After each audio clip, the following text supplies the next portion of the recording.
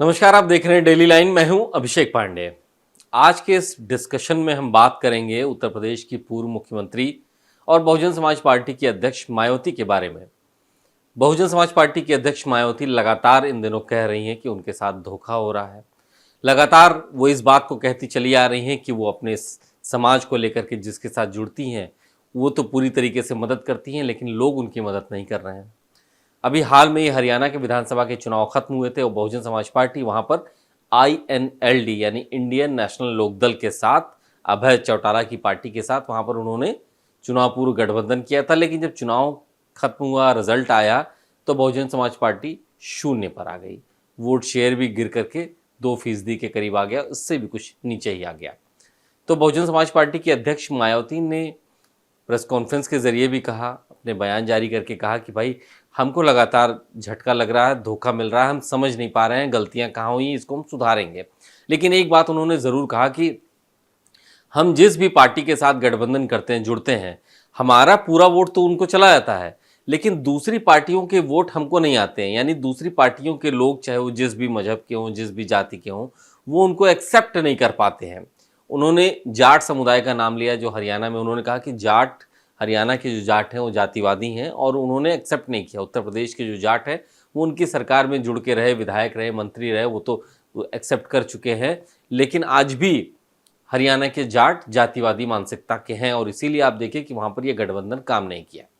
और बहुजन समाज पार्टी के अध्यक्ष मायावती का कहना है कि उनकी पार्टी को इसीलिए झटके पे झटके लग रहे हैं। इससे पहले 2019 में उत्तर प्रदेश में समाजवादी पार्टी के साथ लोकसभा का चुनाव लड़ा था मिल करके उन्होंने, वहाँ भी गठबंधन जो है वो काम नहीं किया। हालांकि 15 सीटें आई थी, 5 सीटें सपा को, 10 सीटें बसपा को। उसके बावजूद मायावती ने कहा था कि उनके तो वोट ट्रांसफ़र हुए लेकिन सपा के वोट उनको ट्रांसफ़र नहीं हुए, जबकि सीटें बसपा को ही ज़्यादा मिली थी।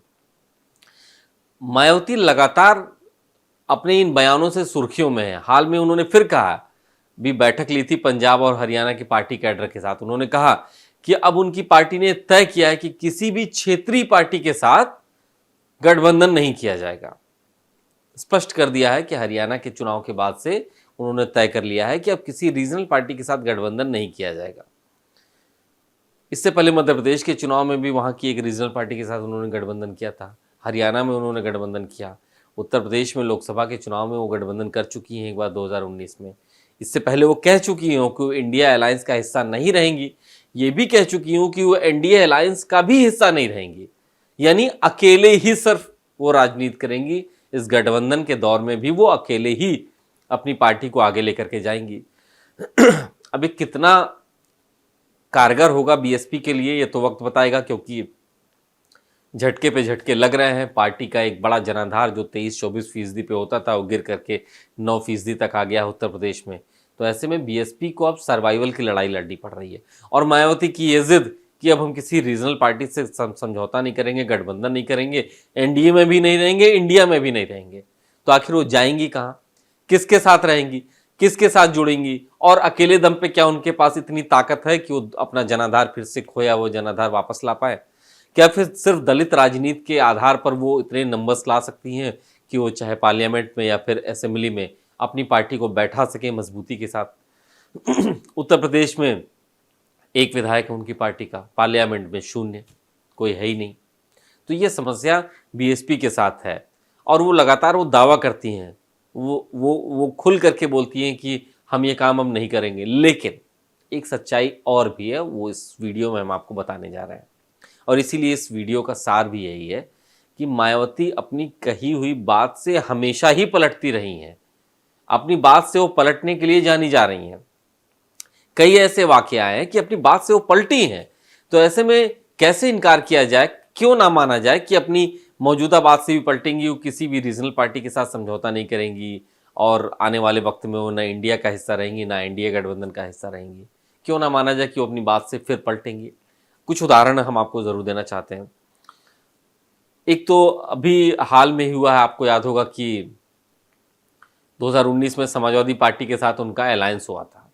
लेकिन आपको याद होगा गेस्ट हाउस कांड 1995 में, जब बसपा प्रमुख मायावती उत्तर प्रदेश की मुख्यमंत्री हुआ करती थी, गठबंधन की सरकार थी सपा और बसपा की, और मायावती ने खुद कहा था कि समाजवादी पार्टी के लोग उनकी सरकार गिरा करके और सपा के गुंडे उनकी जान लेना चाहते हैं। गेस्ट हाउस कांड बहुत मशहूर हुआ, बहुत चर्चा में रहा। मायावती ने कह दिया था कि वो सपा के साथ कभी हाथ नहीं मिलाएंगी, एक तरीके से कसम खाई थी उन्होंने। लेकिन 2019 आते आते हाथ मिल गए, दिल भी मिल गए, कुछ दिनों तक दिल मिले रहे, लेकिन उसके बाद फिर से पार्टीशन हो गया। यानी मायावती यहाँ पर पलटी थी अपनी बात से।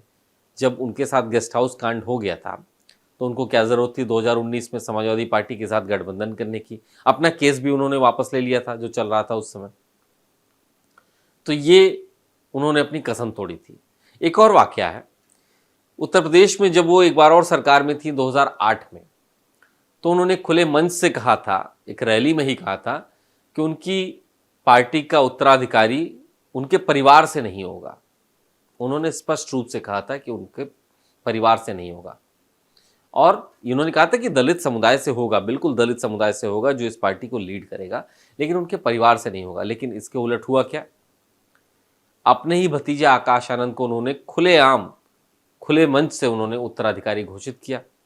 हालांकि लोकसभा के चुनाव में, जो बीता लोकसभा का चुनाव है, उसमें कुछ ऐसी स्थितियां बनी कि आकाश आनंद को उन्होंने उत्तराधिकारी पद से हटाया, उनके शक्तियों को कम किया, नेशनल कोऑर्डिनेटर पद से भी हटाया। लेकिन चुनाव खत्म हुआ तो फिर से उन्होंने कहा कि नहीं, अब ये समझ जाएंगे जो गलतियां हुई हैं। उन्होंने फिर से बता दिया, नेशनल कोऑर्डिनेटर बना दिया अपनी पार्टी में, उत्तराधिकारी एक तरीके से बना दिया। तो यहाँ भी वो पलटी, जब उन्होंने कहा कि हम अपने परिवार से नहीं, दलित समुदाय से बनाएंगे, अपने परिवार से नहीं बनाएंगे। उन्होंने अपने परिवार के एक सदस्य को अपनी पार्टी, अपने ठीक बात, सबसे बड़ा पद दिया, सबसे महत्वपूर्ण पद दिया, और फैसले लेने की शक्ति भी दे दी। तो अब ये जो दो वाकये ऐसे हैं, वो ये बता रहे हैं कि बहुजन समाज पार्टी की अध्यक्ष मायावती महत्वपूर्ण मौकों पर बड़े बड़े फैसले तो करती हैं, लेकिन बड़े बड़े फैसले पलट भी देती हैं, अपनी बातों से पलट भी जाती हैं। दो वाकये हमने आपको गिनाए। तीसरा वाकया अभी चुनाव से पहले जब हुआ था, इंडिया गठबंधन का हिस्सा नहीं रहेंगी, एनडीए गठबंधन का हिस्सा नहीं रहेंगी। अब उन्होंने कहा कि हम किसी रीजनल पार्टी के साथ भी गठबंधन नहीं करेंगे, हरियाणा चुनाव के बाद कहा है। तो ऐसे में एक बड़ा फैसला उन्होंने ले लिया है, और वो भी तब जब इस देश में गठबंधन की राजनीति चल रही है। किसी भी आप स्टेट में देख लीजिए, जम्मू कश्मीर से लेकर के हर जगह आप चले जाइए, कहीं ना कहीं अलायंस दिखता है, गठबंधन दिखता है। उत्तर प्रदेश में भी गठबंधन है। तो ऐसे में अगर वो अकेले चलेंगी तो कितना आगे चल पाएंगी, कितना फायदा दिला पाएंगी बहुजन समाज पार्टी को। और जो 23-24% वोट शेयर हुआ करता था, वो 9-10% पे आ गया है, उसको कैसे आगे बढ़ा पाएंगी। तो क्या सही समय जब आएगा आने वाले वक्त में, जो कि अभी हाल में उपचुनाव होने वाला उत्तर प्रदेश में 10 सीटों पे, या इसको ना भी मानते हैं, चलिए इसको भी छोड़ देते हैं, 2027 में उत्तर प्रदेश का विधानसभा चुनाव होने वाला है, क्या उस समय तक जाते आते वो अपनी इस बात से पलटेंगी या नहीं पलटेंगी, किसी बात की कोई गारंटी नहीं, क्योंकि इससे पहले वो अपनी बातों से पलट चुकी हैं। तमाम सेफोलॉजिस्ट ये कहते हैं कि उत्तर प्रदेश के 2027 के विधानसभा चुनाव, जो कि माना जा रहा है कि समय पर होगा, उसमें बहुजन समाज पार्टी बीजेपी से कहीं ना कहीं अपने आप को एसोसिएट करेगी। ये दावा किया जा रहा है पर्दे के पीछे से। उसके पीछे तर्क है कि जब समाजवादी पार्टी और कांग्रेस मिल सकते हैं तो बीजेपी और बीएसपी क्यों नहीं मिल सकते। दोनों को एक दूसरे की ज़रूरत है इस समय, क्योंकि इंडिया गठबंधन जिस तरह मजबूत हुआ, उससे बीएसपी और बीजेपी दोनों कमज़ोर हुए उत्तर प्रदेश में। तो दोनों मिल करके क्यों ना इस लड़ाई को बराबरी पे ले आए, ये भी कहा जा रहा है। हालांकि अभी बहुत दूर की बात है, हो सकता है ऐसा हो, संभावनाएं जताई जा रही हैं, तमाम लोग आशंका जाहिर कर रहे हैं। ये भी हो सकता है कि बीएसपी उस समय तक किसी गठबंधन का ही हिस्सा हो जाए, अभी नहीं है लेकिन उस समय चाहे इंडिया या एनडीए गठबंधन का हिस्सा हो जाए। ये अभी बहुत प्रीमेच्योर स्टेटमेंट्स हैं, लेकिन संभावनाओं का खेल है राजनीति। हमेशा इससे पहले तमाम संभावनाएं हमने देखी हैं, तमाम आशंकाएं सच भी साबित हुई हैं, तमाम कस्में टूटी हैं, तमाम वादे और दावे भी टूटे हैं। तो ऐसे में बहुजन समाज पार्टी की अध्यक्ष मायावती के जो तमाम दावे हुए हैं, वो आने वाले वक्त में क्या इतने ही स्टेबल रहेंगे, ये एक सोचने वाली बात है। क्या वो जो लगातार कहती चली आ रही हैं उस पर कायम रहेंगी, ये भी एक सोचने वाली बात है। और ये भी सोचने वाली बात है कि बीजेपी के साथ क्या उनका एसोसिएशन हो सकता है, क्योंकि बीजेपी के साथ पहले भी वो जुड़ चुकी हैं। जब इतने बेमेल गठबंधन हो सकते हैं पूरे क्रॉस द कंट्री, आप देख लीजिए अलग अलग पॉलिटिकल पार्टीज के, तो ये भी हो सकता है, इसमें कोई इफ और बट है नहीं, इसमें कोई ऐसा आशंका और चौंकने वाली बात नहीं है कि कोई सोचे कि अच्छा ये कैसे हो गया है। हो सकता है, आसानी से हो सकता है, क्योंकि इससे पहले भी हो चुका है। लेकिन मायावती के जो दावे हैं, जो कस्में हैं, जो उनकी घोषणाएं हैं, जो ऐलान हैं, खुले मंचों से जो कहती हैं, पार्टी बैठकों में कहती हैं, क्या वो उस पर कायम रहेंगी उस समय तक, ये सोचने वाली बात है। आपको क्या लगता है कि बसपा अध्यक्ष मायावती ने जो जो कहा है कि वो ना इंडिया का हिस्सा होंगी, ना एनडीए का हिस्सा होंगी, ना किसी रीजनल पार्टी के साथ वो गठबंधन करेंगी, तो उनकी स्ट्रैटेजी क्या है? कैसे वो अपने आप को, अपनी पार्टी को आगे लेकर के जाएंगी और मजबूत गठबंधनों के बीच में अपने आप को खड़ा रख पाएंगी और अपनी पार्टी को मजबूती से खड़ा रख पाएंगी?